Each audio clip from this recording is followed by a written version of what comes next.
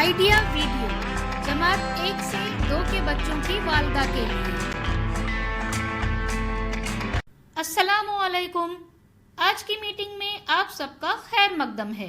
उम्मीद है आपको पिछले हफ्ते का आइडिया वीडियो पसंद आया होगा। चलिए आज के काम की शुरुआत करते हैं। पिछले हफ्ते की रस्सी कूद की सरगर्मी और पहली जमात और दूसरी जमात की वर्कशीट बच्चों ने कैसे की और तफरीक के सवाल इस वीडियो के बारे में आपके ख्यालात हमें जरूर बताएं।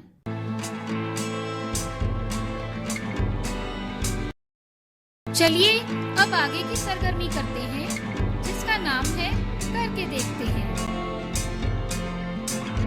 वालिदा के 2 ग्रुप बनाएं। दरमियान में एक मोटी रस्सी लें।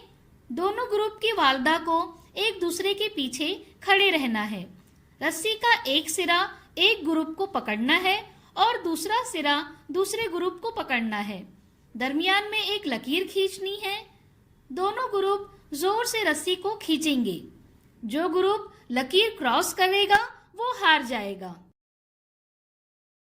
ये सरगर्मी होने तक वीडियो यहाँ रोक देते हैं।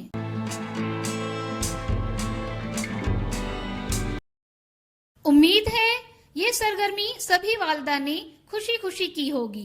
चलिए अब आगे की सरगर्मी करते हैं जिसका नाम है कुछ नया सीखते हैं।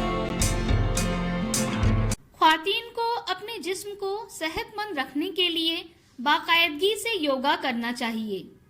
योगा कमर दर्द, पीठ दर्द, पेट के दर्द से निजात दिला सकता है। इसके अलावा और भी बहुत से फायदे हैं। अस्सलामुअलैकुम दोस्तों, क्या आप जानते हैं कि योगा जिस्म के लिए बहुत फायदेमंद है। इससे जिस्म को ताकत मिलती है और ज़हनी इर्तिकाज़ में भी मदद मिलती है। ख्वातीन में सेहत के मसाइल से निजात के लिए योगा बहुत ज़रूरी है। आइए जानते हैं योगासन से ख्वातीन को क्या क्या फ़वायद हासिल होते हैं। इस आसन का नाम है प्राणायाम। इसके लिए आपको पहले सुखासन या पद्मासन में बैठना होगा। इसके बाद अपने हाथों को सीधे अपने घुटनों पर रखें। अब आपको एक लंबी सांस लेना होगा और कुछ देर ठहरने के बाद ओम लफ्ज कहते हुए सांस छोड़ें। आप ये 10 से 15 बार कर सकती हैं। अगला आसन है कपालभाति। कपालभाति करने से बहुत फायदा होता है। इस आसन को करने के लिए आपको प्राणायाम के आसन में बैठना होगा। इसके बाद आपको मुतवाजन रफ्तार से सांस भरना और छोड़ना होगा। आप अपनी इस्तिआत के मुताबिक ये अमल कर सकती हैं। ख्याल है कि सांस लेने और छोड़ने की रफ्तार ज्यादा तेज नहीं होनी चाहिए। दोनों के दरमियान तवाजन रखें। अगला आसन है उत्तानासन। इस आसन को करने के लिए सबसे पहले सीधे खड़े हों, फिर सांस लें और नीचे जाएं।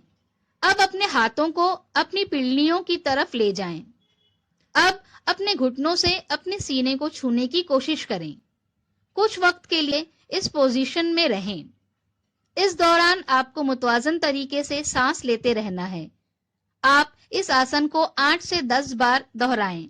इस वीडियो का फायदा आपको कैसे हो सकता है, इसके बारे में तमाम वालिदा बारी बारी ग्रुप में बताएं।